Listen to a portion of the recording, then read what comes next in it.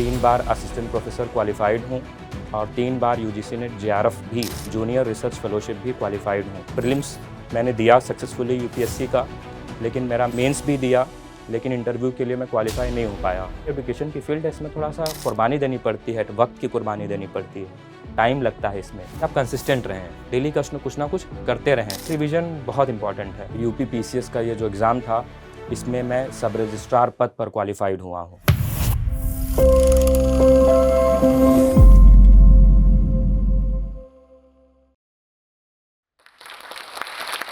मेरा नाम अतुल यादव है और आध्यात्मिक लिहाज से मैं खुद को भगवान का दास, भगवान का भक्त समझता हूँ।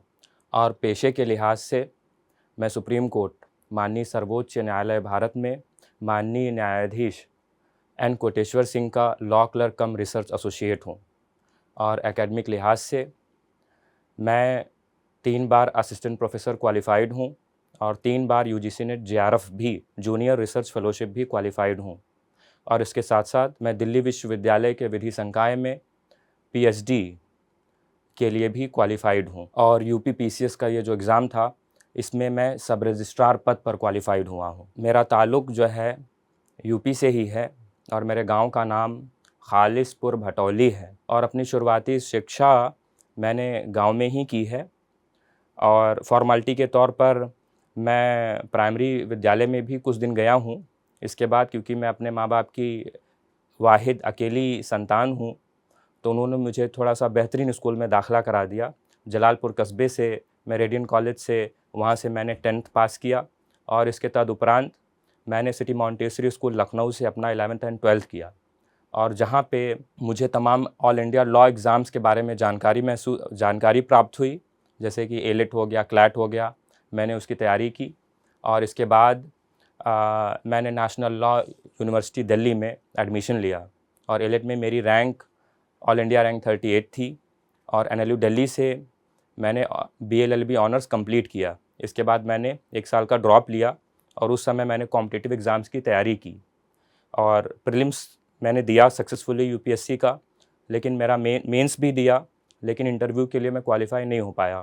फिर मेरे को लगा, क्योंकि घर से भी प्रेशर रहता है कि इंसान जो है, अब जैसे जैसे थोड़ा सा उम्र बढ़ती है कि उसके माँ बाप, करीबियों, रिश्तेदारों की एक्सपेक्टेशन होती है कि अब ये कुछ कमाने लगे। तो फिर मैंने बैकअप के तौर पर एकेडमिक्स में दोबारा जाने का निर्णय किया। और फिर मैंने सीयूटी का एग्ज़ाम दिया और उसमें भी भगवान का शुक्र है कि मेरी अच्छी रैंक आई और उससे मुझे एडमिशन दिल्ली विश्वविद्यालय में मेरा हो गया। और वहाँ से मैंने एलएलएम कंप्लीट किया 2023 से 2025 के दरमियान। और उसी दौरान जो है मेरा सीनियर से संपर्क हुआ जिन्होंने यूजीसी नेट जेआरएफ वगैरह एग्ज़ाम क्लियर किए थे, तो मैंने वो एग्ज़ाम भी देना शुरू किया और फर्स्ट सेमेस्टर में ही दिया। और फर्स्ट सेमेस्टर में मैंने UGC net JRF exam clear किया ईश्वर के शुक्र से। और इसके बाद लेकिन फिर मुझे पता चला कि कुछ लोगों ने कहा कि भाई ये फर्स्ट सेमेस्टर में जेआरएफ का एग्ज़ाम जो है ये वैलिड क्या पता ना रहे, क्योंकि जो एलिजिबिलिटी क्राइटेरिया है कि you need to be in your last semester, या फिर आप पोस्ट ग्रेजुएशन आपने कंप्लीट कर लिया हो। तो फिर कि भाई इसी शक शुबा में कि ये वेदर इट इज़ वैलिड और नॉट, मैंने दोबारा हर सेमेस्टर में देता रहा। और ऑल थैंक्स टू गॉड मेरा हर बार क्लियर होता रहा यूजीसी नेट जेआरएफ एग्ज़ाम। और इसके बाद 2025 में फिर मैं दिल्ली विश्वविद्यालय के डीएस कोठारी हॉस्टल में था। तो वहाँ पे मेरे कुछ अजीज़ मित्र वगैरह थे जो सुप्रीम कोर्ट का लॉ क्लर्क कम रिसर्च एसोसिएट का एग्ज़ाम दे रहे थे, तो मैंने भी उसका फॉर्म भर दिया। और भगवान की दया से मेरा वो एग्ज़ाम भी क्लियर हुआ और शुरुआत में मुझे सुप्रीम कोर्ट ऑफ इंडिया के रजिस्ट्री, ऑनरेबल रजिस्ट्री में मुझे अपॉइंटमेंट मिली। और इसके बाद माननीय न्यायाधीश जस्टिस एन कोटेश्वर सिंह के यहाँ से कॉल आई और अभी मैं वर्तमान में उन्हीं के पास कार्यरत हूँ। तो ये मेरी एक मुख्तसर सी शॉर्ट सी जर्नी थी। अपने बारे में मैंने बहुत कुछ कह दिया। हालांकि हमारे शास्त्रों में और हमारे बड़ों ने कहा है कि भाई सबसे बेहतरीन टॉक वो होती है जहाँ पे ईश्वर का जिक्र किया जाए। जहाँ तक दुनिया के मकाम और ओहदे का सवाल है, तो दुनिया तो ईश्वर की है, वो जिसे चाहे वो उसे दे दे, लेकिन मेहनत मशक्क़त हमें खुद करनी पड़ती है। तो तुलसीदास से मैं एक और दोहा आपके सामने प्रस्तुत कर देता हूँ, क्योंकि मेरा थोड़ा इंटरेस्ट है आध्यात्म और रिलीजन वगैरह में। लॉ को भी मेरा जो पीएचडी का टॉपिक है, उसमें भी मैं जो मैंने चुना है और जिस टॉपिक पे मुझे ये अपॉर्चुनिटी दी गई दिल्ली विश्वविद्यालय के विधि संकाय में रिसर्च करने के लिए, वो टॉपिक जो है वो है अलाइनिंग कॉन्स्टिट्यूशनल मोरालिटी विद धर्म। कॉन्स्टिट्यूशनल मोरालिटी हमारे संविधान का एक बहुत अहम एक प्रिंसिपल है। सुप्रीम कोर्ट के वेरियस जजमेंट से ये उजागर हुआ है। जब लोगों के राइट्स और हुकूक और हक की बात आएगी तो हम कॉन्स्टिट्यूशनल मोरालिटी को हम ध्यान में रखते हुए चलेंगे, ना कि सोशल और रिलीजियस मोरालिटी को लेके। तो इसका जो पर्पज़ है कि जो कॉन्स्टिट्यूशनल मोरालिटी हमारा जो है, ये जो अगर वेस्टर्न इंस्पायर्ड है, किस तरीके से हम उसे धर्म से अलाइन कर दें। Dharma is a way of life. और a comparative analysis with special reference to Bhagavad Gita, है ना, and the preamble to the Indian constitution. तो ये फोकस है। तो बात ये हो रही थी आध्यात्म की कि भाई दुनिया के जो ये ओहदे और मकाम होते हैं, दुनिया भगवान की बनाई हुई है। ये इंसान मेहनत करता है, जद्दोजहद करता है, तो भगवान उसे दे देते हैं। तो बस ये है, ये एहसास ये रहता है, ये ख्याल रहता है, और इंसान कोशिश करता रहता है। गीता में भी लिखा है, कर्मण्य व अधिकार अस्ते माँ फलेषु कदाचन। कर्म अपना करते रहो और फल की इच्छा मत करो। फल कौन देगा? ईश्वर देने वाले फल हैं। अब जैसे मेरी एज अभी देखो 28 के करीब हो गई है। तो अब जैसे मैं गांव से आता हूं, तो गांव में लोग बड़े कम उम्र में छोटी मोटी जॉब्स लोगों को मिल जाती है। जैसे फ़ौज में जाना हुआ किसी को, मिलिट्री में, पुलिस में, टीचर्स भी बहुत सारे लोग बन जाते हैं। उससे बहुत प्रेशर भी आने लगता है। तो लेकिन अब एजुकेशन का जो क्षेत्र है, एजुकेशन की फील्ड है, इसमें थोड़ा सा कुर्बानी देनी पड़ती है, वक्त की कुर्बानी देनी पड़ती है, टाइम लगता है इसमें। फिर ये इसका जो है, इसका ये फल या ये फ्रूट ये तब जाके खिलता है। तो ये सब्र किया मैंने जो है, और श्रद्धा भी मेरी रही, ईश्वर में यकीन रहा, और माँ बाप की कुर्बानियाँ थी। बहुत सारे रिश्तेदारों ने भी मना किया है, बहुत ही कुर्बानी दी है, बहुत ही ताउन किया है, हेल्प की है। तो उसके नतीजतन, उसके फलस्वरूप जो है, आज मैं जो भी छोटे बड़े मकाम पे हूँ, यहाँ पे हूँ। फैमिली बैकग्राउंड आम है, आम और ख़ास दोनों है। मैं ये कहूँगा कि गांव से मेरा ताल्लुक़ है, मैंने पहले ही बता दिया है। मेरे माँ बाप किसान हैं। और जहाँ तक बरादरी और कौम का सवाल है, तो भाई चरवाहों और गाय भैंस चराने वाले, दूध बेचने वाले, इस कौम से मैं आता हूँ। लेकिन वही है कि जैसे मैंने ज़िक्र किया कि ईश्वर है, इज़्ज़त और ज़िल्लत के मालिक हैं। वो जिसका चाहे कद बढ़ा दे, जिसका मर्तबा चाहे घटा दे। राजा को रंग बना देते हैं, रंग को राजा बना देते हैं। तो मेरे घर में जो ये मोटिवेशनल फैक्टर मेरे लिए था, वो ये था कि लोगों को पढ़ाई के लिए बड़ी दिलचस्पी थी मेरे माँ बाप की, और इसीलिए बड़े प्लानिंग से एक ही औलाद उन्होंने रखी। मेरा कोई भाई बहन नहीं है, सगा भाई बहन, रियल ब्रदर एंड सिस्टर। वो ये देखते थे, कुछ मेरे रिश्तेदार कामयाब थे, बड़े काबिल भी थे पढ़ाई के क्षेत्र में भी, और ओहदों और यानी जॉब्स एंड सर्विसेज में भी। तो मेरी माँ जो थी, वो उतनी पढ़ी लिखी नहीं है। उसने 6-7 तक ही पढ़ाई कर रखी हैं। लेकिन मेरे जो पिताजी वो थोड़े पढ़े लिखे हैं, उनको लेकिन जॉब नहीं मिली। तो लेकिन मेरी माँ की जो ये बड़ी हसरत हुआ करती थी, जब वो देखती थी जो हमारे अमीर रिश्तेदार हुआ करते थे कि उनके बच्चे अच्छे जगह पढ़ रहे हैं स्कूलों में, या जैसे उनकी पोस्टिंग जहाँ पे है, शहरों में पोस्टिंग होती है जॉब्स की, तो वहाँ पे वो बेहतरीन स्कूलों में पढ़ रहे हैं। जब हम छुट्टियों में कभी आते, तो उसकी बड़ी हसरत ये हुआ करती थी कि मेरा बच्चा भी अच्छी जगह पढ़े। तो वो जो है थोड़ा सा प्रेशर डालती रहती थी पिताजी पे। और मेरे पिताजी खुद एक पढ़े लिखे हैं, तो वे बेहतरीन शिक्षा, पहले से वो इरादा रखते थे कि बेहतरीन से बेहतरीन शिक्षा वो दी जाएगी।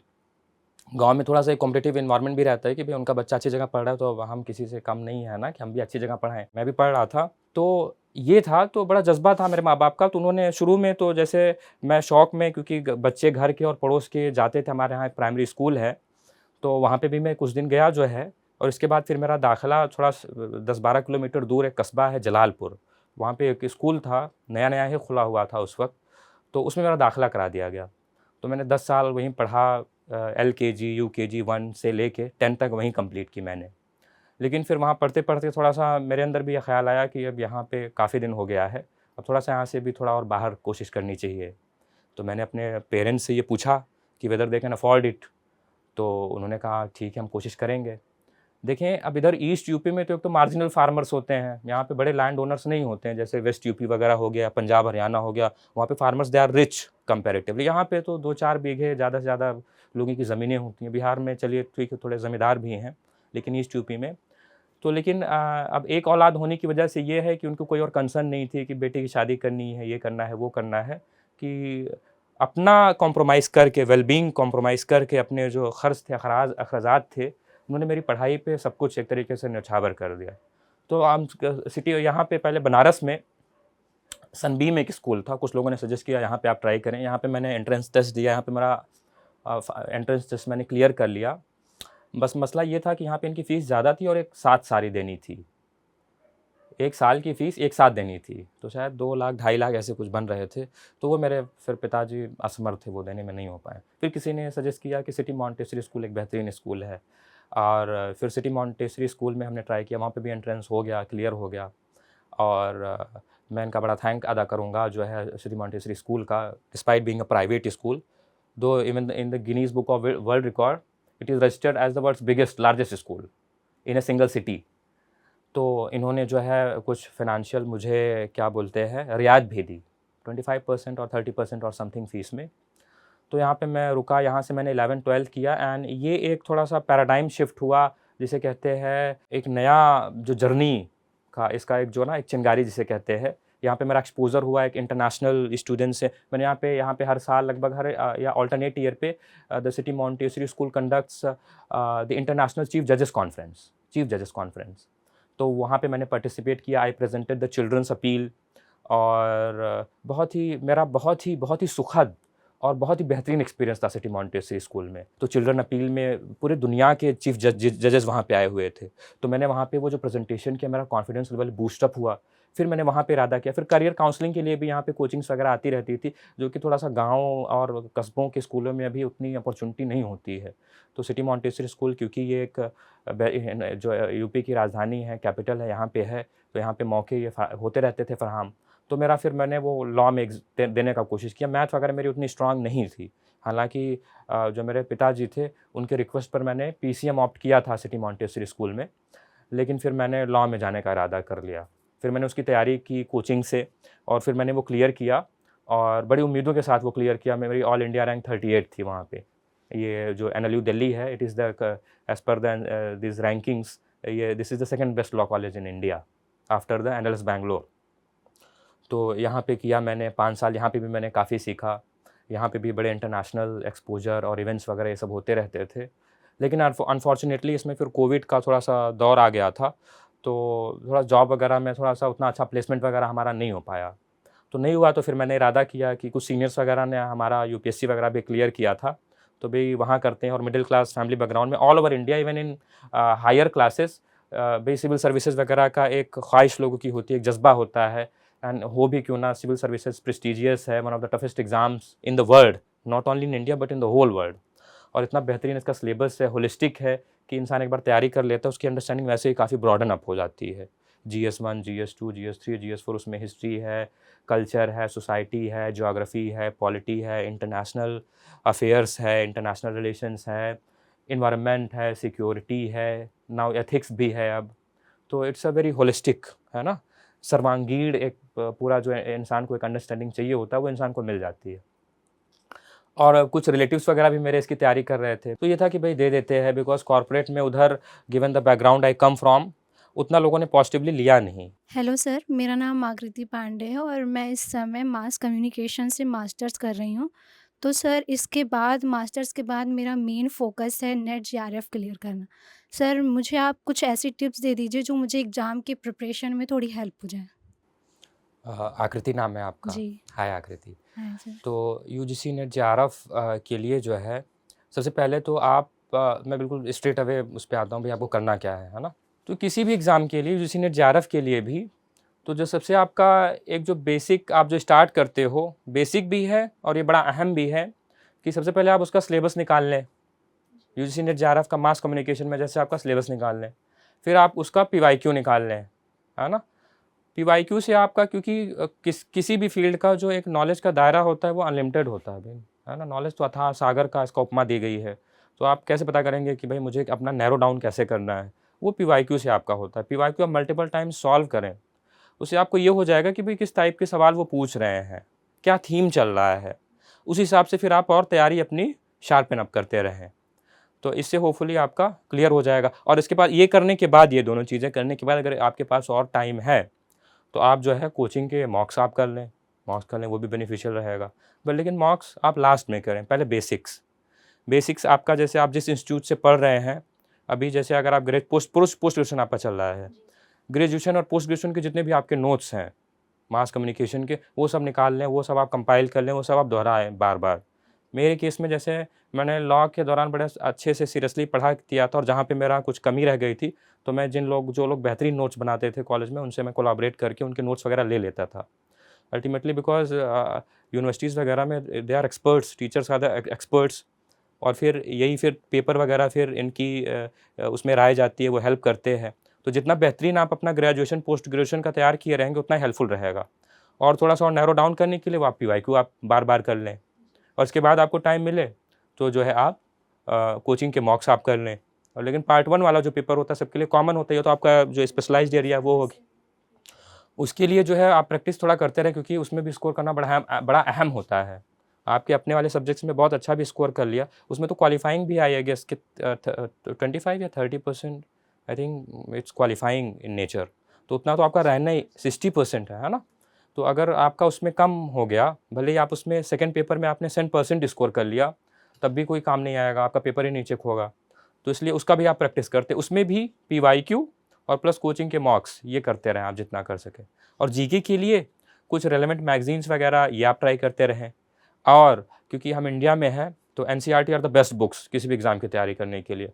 तो एनसीईआरटी को आप बिल्कुल लीव मत करें। एनसीईआरटी जो है आप पढ़ डालिए, आप कोई भी एग्ज़ाम बाद में देंगे, क्योंकि जो गवर्नमेंट एजेंसीज़ एग्ज़ाम बनाती हैं, and NCERT is the best book and reference that they, निसाब है ना, जिसे हम हिंदी उर्दू में निसाब कहते हैं, is the best. Why would they make question papers from the coaching? भाई आप जहाँ से हैं, आप जिस संस्था से हैं, आप वहीं से बनाएंगे ना। तो एनसीईआरटी इंडिया, हिंदुस्तान, बल्कि वर्ल्ड के best people they make NCERT, तो वहाँ से बनाएंगे। तो आप इसको प्राइमरी रखें, NCERT, your PYQ, your graduation and post graduation जो भी आपका सिलेबस है, and then you depend upon the this coaching mocks and materials. Hello sir, Ishika Upadhyay नाम है मेरा। मेरा आपसे एक सवाल है। जैसा कि हम सभी जानते हैं कि आज के टाइम पे कंपटीशन इतना बढ़ गया है, लाखों की जनसंख्या में लोग एग्ज़ाम्स देते हैं, एस्पायरेंट्स हैं। तो एक ऐसी अंडररेटेड स्ट्रैटेजी क्या है जिसने आपको हेल्प की आपके एग्ज़ाम्स क्रैक करने में? आपने इतने सारे एग्ज़ाम्स क्वालिफ़ाई किए हैं, तो ऑब्वियसली पीवाईक्यू क्वेश्चन पेपर्स ये तो सभी बच्चे आजकल के टाइम पे यूज़ करते हैं। एक ऐसी अंडररेटेड स्ट्रैटेजी बताइए जिसने आपको हेल्प की आपके एग्ज़ाम्स क्लैरिफ़ाई करने में। तो बहुत अच्छा आपने सवाल किया है कि लाइक कंपटीशन इतना ज़्यादा है, हर कोई ये पढ़ रहा होता है। लेकिन मैं आपको बताऊं कि मैंने तो एग्ज़ाम इतने सारे क्लियर भी किए हैं, लेकिन बहुत सारे क्लियर नहीं भी किए हैं, ऐसा भी रहा है। ठीक है? तो और जब मैंने देखा मैंने क्लियर नहीं किया है और जो क्वेश्चंस मेरे रह गए हैं, वो कहीं ना घूम फिर के एनसीईआरटी वगैरह से ही रह गए थे। तो इसका मतलब एनसीईआरटी मैंने अच्छे से नहीं किया था। एनसीईआरटी इतनी मामूली भी नहीं है, इतनी हल्की भी नहीं है। इट्स, आप अगर देखें क्लास 6 से लेकर 12 तक, तो एक बहुत बड़ा ज़ख़ीरा बन जाता है, और बहुत ज़्यादा इन्फॉर्मेशन, फैक्ट्स एंड डेटा उसके अंदर है। तो कहीं न कहीं से वो रह जाता है, इसको बार-बार करने की ज़रूरत है। अब जो आपकी अंडरलाइंग स्ट्रेटजी आप करेंगी, अज़्यूमिंग कि ये आपने अच्छे से कर लिया, फिर और आपको क्या करना चाहिए? तो फिर आपको करना चाहिए कि आप कंसिस्टेंट रहें। डेली आप जो अपना एक टारगेट बनाएँ, डेली कुछ ना कुछ करते रहें। जैसे मैं अपना पर्सनल एक्सपीरियंस शेयर करता हूँ कि जैसे 3-4 दिन अगर आप ब्रेक लेते हैं, गैप करते हैं, तो आपका कॉन्फिडेंस लेवल लो हो जाता है। आपको ऐसा लगता है कि समथिंग इज़ मिसिंग, जब आप तैयारी वाले फेज़ में रहते हैं। लेकिन आप जब रेगुलर करते रहते हैं, थोड़ा बहुत ही करते रहते हैं, तो आपके अंदर एक कॉन्फिडेंस रहता है कि मैंने भई जो मुझे आज करना था वो मैंने कर लिया। भई आज मुझे ये चैप्टर करना था, ये मैंने कर लिया। तो और तीसरी बात ये कि क्योंकि मेरा लॉ में मैंने ज़्यादातर एग्ज़ाम जो क्लियर किए हैं लॉ में है, तो एक बार बैकग्राउंड जब आप स्ट्रॉन्ग बना लेंगे उस फील्ड में, अब जैसे ग्रेजुएशन, पोस्ट ग्रेजुएशन की मैंने बात की, वो मैंने अच्छे से कर लिया। तो किसी एग्ज़ाम में लॉ वाले में अपीयर किया तो मुझे थोड़ा एज मिला उसका। घूम फिर के लॉ के जितने भी एग्ज़ाम हैं, इवन यूपीएससी में जो ऑप्शनल पेपर हैं, कहाँ से पूछेंगे? लॉ से ही पूछेंगे। तो ये जो आपका है एक बृहद, आपके पास एक मटेरियल, स्टडी मटेरियल है, ग्रेजुएशन, पोस्ट ग्रेजुएशन और पीवाईक्यू, और आपको नैरो डाउन कहाँ से करना है? पीवाईक्यू से करना है। तो होपफुली अगर ये आप करेंगे अच्छे से, डेडिकेशन के साथ, कंसिस्टेंसी के साथ, ठीक है? क्योंकि ह्यूमन्स बीइंग की एक वीकनेस होती है, कमज़ोरी होती है कि भई हम कंप्यूटर तो है नहीं, भूल जाते हैं चीज़ें, बार-बार रिवाइज़ करनी पड़ती है। आप देखेंगे जब भी आपका एग्ज़ाम में जो क्वेश्चन नहीं बन रहे हैं, कहीं न कहीं हो सकता है आपने पढ़ा हो लेकिन वो ज़हन में नहीं याद आया, भूल गए आप। तो इसलिए रिवीजन बहुत इंपॉर्टेंट है। आई बिलीव कि बिकॉज़ ऑफ ये कंसिस्टेंसी जो थी कि धीरे-धीरे, थोड़ा-थोड़ा रोज़ करने का, because I have seen much more brilliant people academics में, इन द फील्ड, है ना? बहुत सारे ऐसे भी होते हैं कि लास्ट मोमेंट में तैयारी करके वो बहुत अच्छा कर ले जाते हैं। लेकिन to be on the safe side, आप अपनी तरफ से एहतियात करें। एहतियातन आप भाई जो करें कि भाई जो आपके हक में सबसे बेहतर निकल जाए, है ना? जिसमें रिस्क कम हो। तो आप हर तरीके से अपने आप को सिक्योर करें, है ना? जी। बेस्ट जो है वो आप वो करें जो है।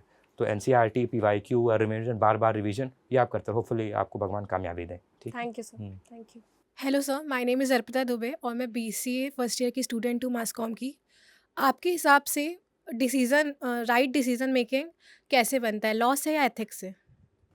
राइट, बहुत ही इंपॉर्टेंट क्वेश्चन पूछा अर्पिता जी ने कि डिसीजन मेकिंग, है ना। और एक जब हम यूपीएससी सिविल सर्विस की तैयारी करते हैं तो एक पूरा उसका एक पार्ट ही होता है मोरल एथिकल डिलेमास, है ना। डिलेमास, कशमकश हम जिसे आम लैंग्वेज में कहते हैं, उसको हम रिजॉल्व कैसे करें, है ना। हमारी गाइडिंग लाइट क्या है।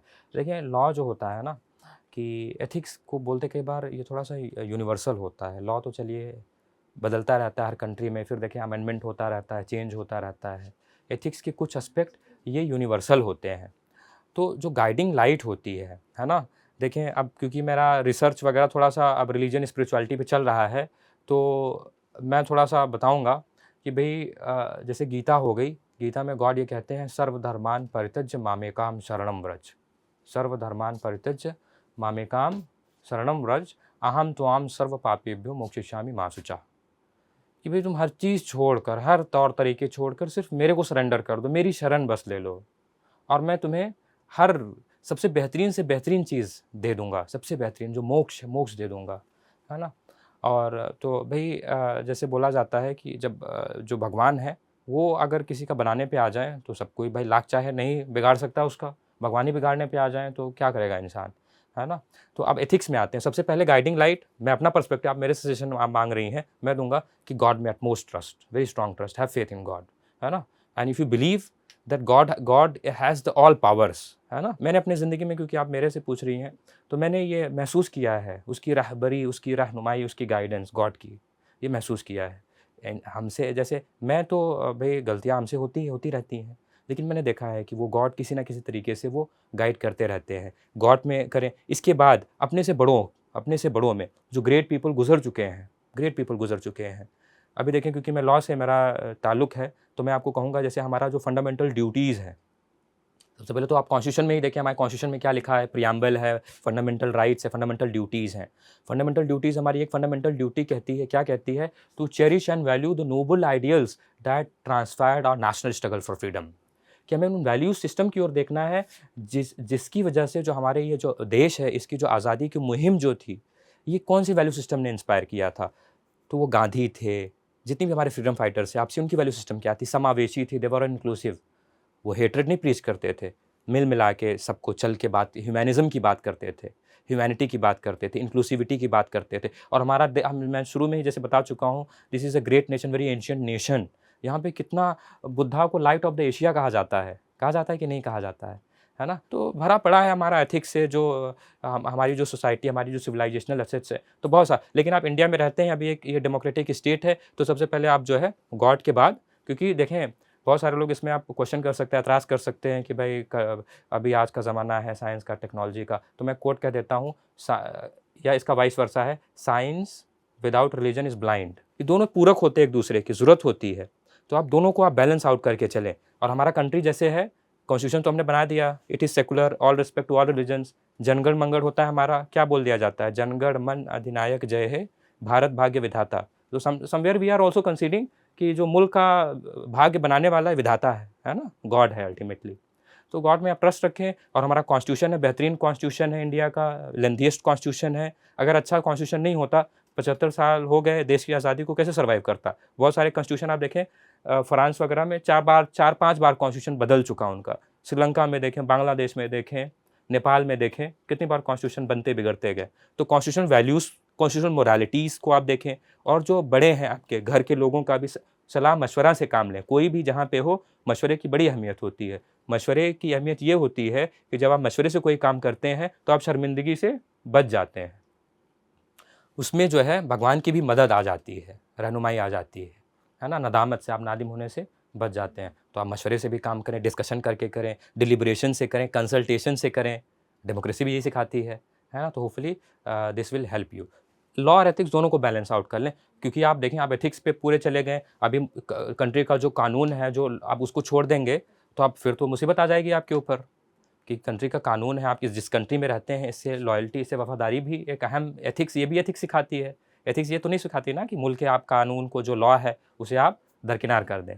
तो उसको भी आप फॉलो करें। जो स्टॉक की टीम ने मुझे यहाँ पे बुलाया, मुझे बहुत अच्छा लगा। इन्होंने मेज़बानी की और यहाँ पे आके अपनी बात रखने का जो मौका दिया, तो एक बेहतरीन मौका था। मैंने बहुत सारी इसमें बातें कहीं, बहुत सारी अच्छी, हो सकता है कुछ अच्छी बातें ना भी कही हों, तो उसके लिए मैं माज़रत और माफ़ी भी चाहूँगा।